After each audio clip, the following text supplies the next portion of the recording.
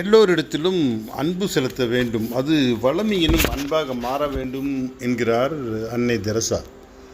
ஒரு முறை ஒரு பெரிய செல்வந்தர் நாங்கள் இருக்கும் இடத்திற்கு வந்தார். என்னிடம் சொன்னார், நான் ஏறத்தாழ பாதி குருடாகிவிட்டேன். எனது மனைவி மனநோயாளியாகவும் நிலைக்கு வந்துவிட்டாள்.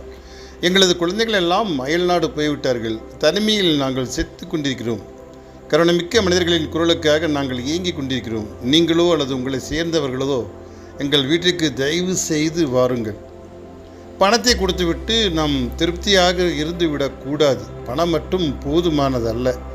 பணத்தை நிறைய சேர்த்து விடலாம், ஆனால் இத்தகையோருக்கு நேசம் காட்ட உங்கள் இதயம் வேண்டும். ஆகவே நீங்கள் எங்கெங்கு சென்றாலும் அன்பை பரப்புங்கள். முதலில் உங்கள் சொந்த வீட்டில் அது தொடங்கப்படட்டும். உங்கள் மனைவி, கணவன், குழந்தைகளுக்காக உங்களது அன்பை கொடுங்கள். உங்கள் அண்டை அயலார்களும் நேசியுங்கள். ஊக்கமில்லாதிருப்பதும் தனிமையும் தாங்கள் யாருக்கும் வேண்டாதவர்களாக இருப்பதும் ஏழ்மை விட கொடூரமானதாக என்கிறார் அன்னை தெரசா. இன்றைய உலகில் எலும்புருக்கி தொழுநோய்களை விடவும் இது மிகவும் கடுமையான நோயாகும். எனவே கருணையுள்ள இதயம் வேண்டும். எல்லோரிடத்தில் அன்பாக நேசிக்க வேண்டும். அன்பு இறை அன்பாக இருக்க வேண்டும் என்கிறார் அன்னை தெரசா. சந்தோஷம். வாழ்க வளமுடன்.